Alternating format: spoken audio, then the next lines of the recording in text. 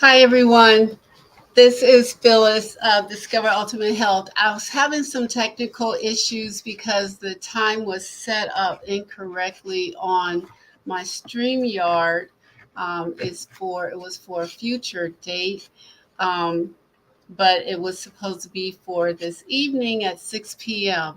So it's streaming out to Facebook and to YouTube and was supposed to also be streamed out to LinkedIn.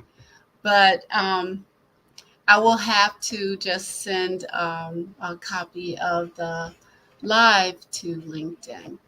But in that case, I thank you all for being here. Let me know if you can see me, if you hear me.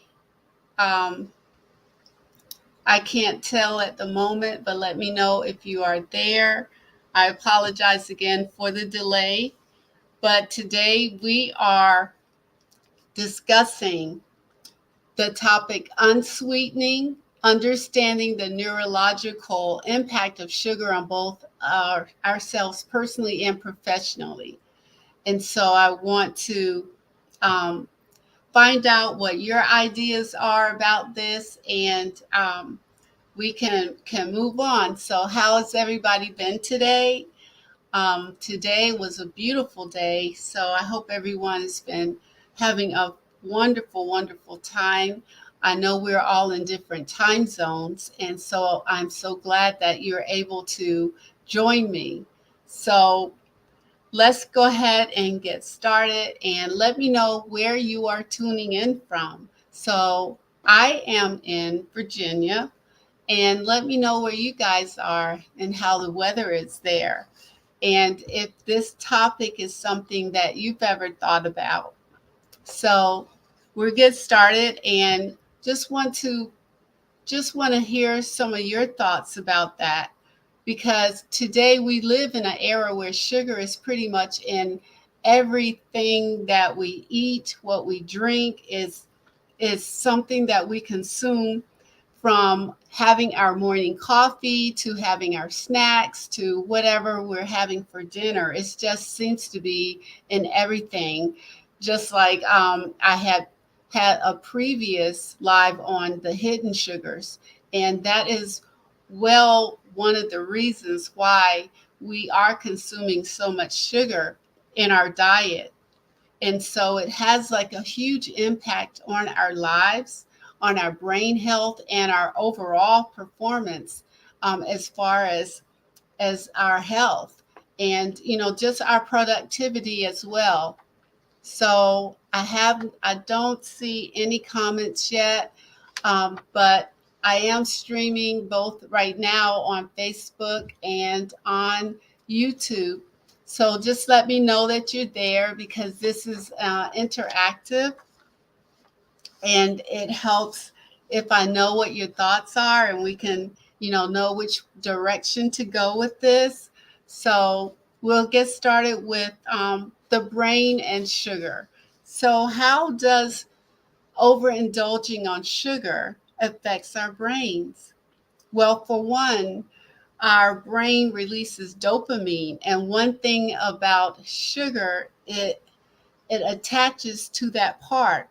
The dopamine is our feel good neurotransmitter. It makes us just feel good and have this temporary sensation of pleasure. And one thing that we all like is to feel good, right? How about you? Well, for one, the pleasure is, unfortunately, is short-lived, and it leads us to being in a cycle of having cravings of sugar, and that leads us to having an addiction to sugar. And so in that way, we have to really be mindful of what we are putting in our bodies, and looking at our labels and seeing how much sugar is in the particular product that we're eating. And you may not be aware, but the amount of sugar that we eat can affect our workplace impact, not just on ourselves, but for everyone in our whole work organization, because when we eat too much sugar, it the brain um, the brain, with so much sugar on the brain, it causes us to lose focus. Um, it can make us have mood swings and reduce productivity. Those are a few, but there's some others. And so it's also linked to long-term cognitive decline and increased risk of neurological disorders. And some of the ones that I'm mentioning, they have impacted quite a few of us with either our family member or friends. The first one that I'm going to tap into is Alzheimer's disease. These neurological conditions are linked to excessive amounts of sugar consumption. I don't know if you've ever heard this terminology before, but have you ever heard of type 3 diabetes? Well, there's some research that links high sugar diet to an increased risk of Alzheimer's, and they refer to this connection as type 3 diabetes. And that is due to insulin resistance that is both in diabetes and also in Alzheimer's. So put a 1 in comment or the chat if you've ever heard of type 3 diabetes. So this is just a quick little fact, just in case you're not, you don't know all of the information, the ins and outs of the diabetes and insulin resistance and all of that. Well, for one, after you eat, the sugar in your blood, that is also called your blood glucose, that goes up. And then your pancreas releases insulin into your blood. And then insulin acts like kind of like a traffic cop and regulates the amount of blood glucose averages in your body.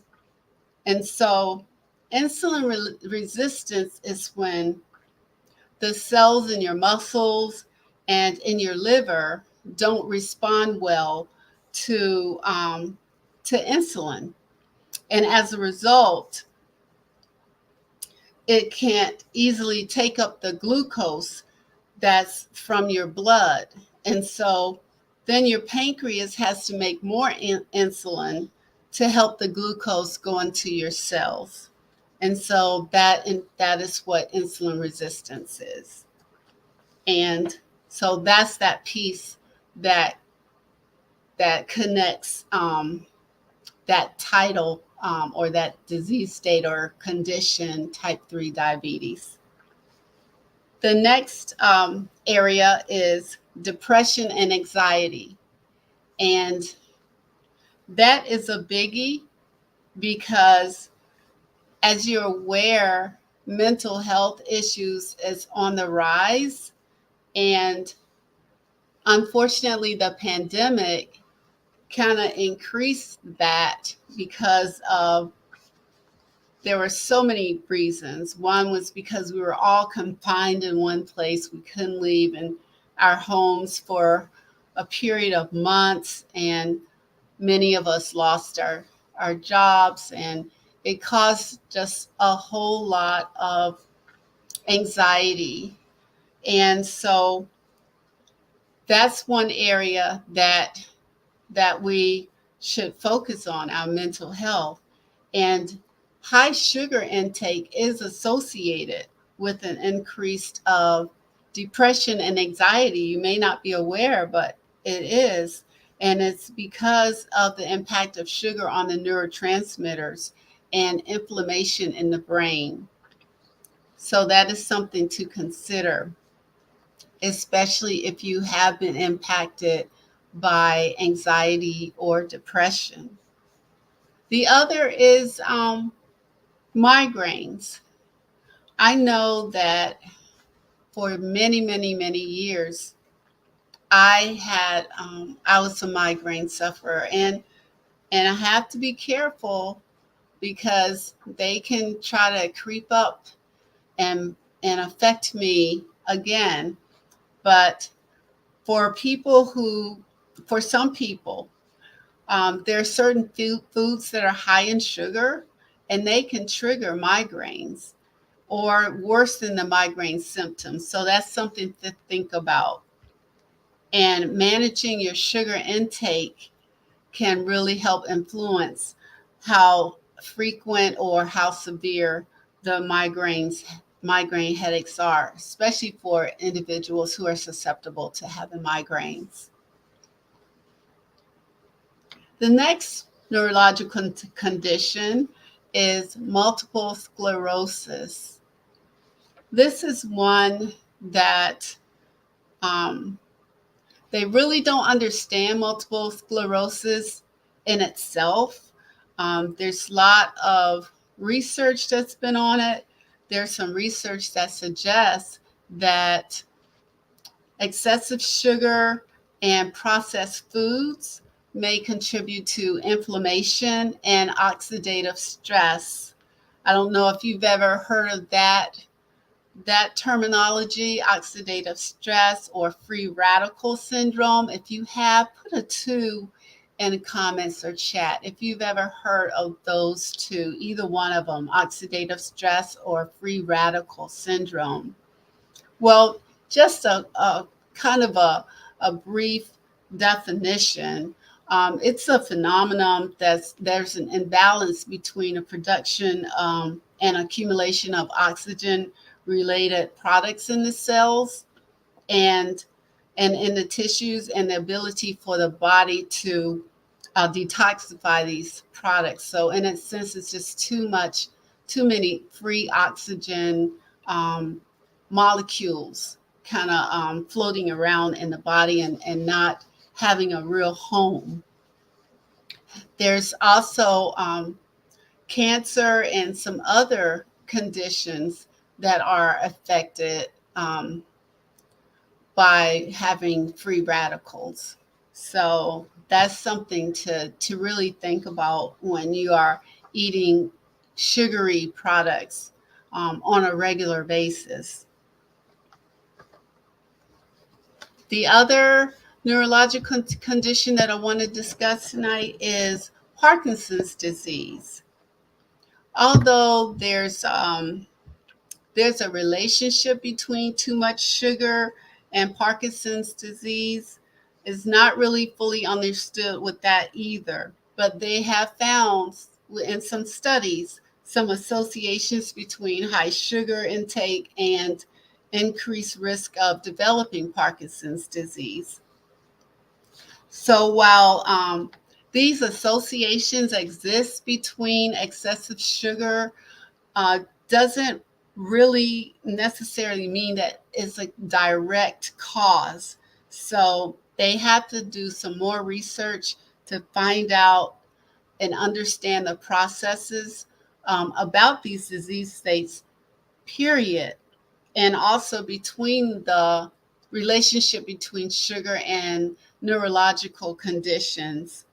But overall, the most important thing is to reduce your sugar intake as much as possible and to maintain a healthy and balanced diet. And that's recommended for your overall health, um, and well being, period, including brain health. So, are there any questions at this point? If you have any questions or you have any comments, please post them for me in the chat. Um, and just want to, stress the importance of breaking free from sugar addiction. And it's not easy. It's not easy because our brains are wired to seek out the sweetness, that reward that we get, and that makes it challenging to break that habit. So Although it's challenging, it can be done. The rewards from overcoming sugar addiction is really worth it. It's worth the effort. So um, by reducing our sugar intake, we can experience mental clarity, sustain energy, improved mood stability, directly translating into an enhanced personal and professional performance. So there are ways that we can implement change in the workplace. And that's important because if you are a business owner, it's crucial to recognize your role um, in helping your employees have better health and productive um, time while they are there at work, and recognize what sugar's role can be in the workplace culture. And by implementing programs and protocols that address sugar addiction, can create a healthier and more productive environment. And that's really important because you want your employees to be as healthy and as alert and productive as possible. And so there are some strategies that you can use. Any of you have any ideas or of some strategies or protocols that can be put in place to help with a sugar addiction? If so, please drop them in the chat for me. And I have some suggestions. You can have some programs that include educating about the neurological effects of sugar on your health, and providing a healthier snack options in the office, and offering incentives for the employees to participate in sugar detox challenges. Um, and so, on that note, I want to invite you all to attend my upcoming masterclass on breaking up with sugar. And it's scheduled for Monday evening, Eastern Standard Time, on March 4th, 2024. And so I look forward to you coming and sharing your thoughts and learning more about how to uplevel your health by reducing your sugar intake and possibly completing and breaking up with sugar altogether.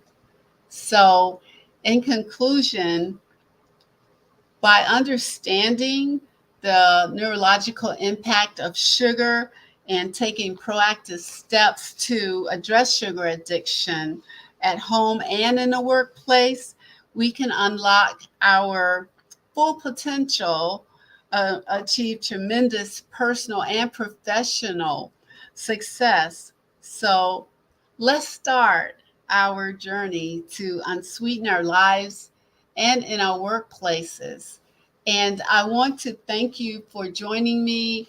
And also, please like and share because this is a topic that is really important, and it does touch many families. Those neurological conditions that were mentioned, Alzheimer's and MS and depression, anxiety, migraines, Parkinson's, they touch many, many, many lives. And if we can just be an example for our friends and family, that would make a world of difference in the lives of so many. Um, so I just want to thank you once again for taking your time from your busy schedule to spend with me to learn more about the impact of sugar on our nervous system, both personally and professionally. Thank you so much. This is Phyllis M. Weaver, pharmacist, chronic illness strategist of Discover Ultimate Health. And I look forward to you joining me for my master class that's on March 4th. And please put in comments masterclass, DM me, message me that you're interested in joining my class. Thank you so much for joining me this evening. Have a wonderful and blessed night.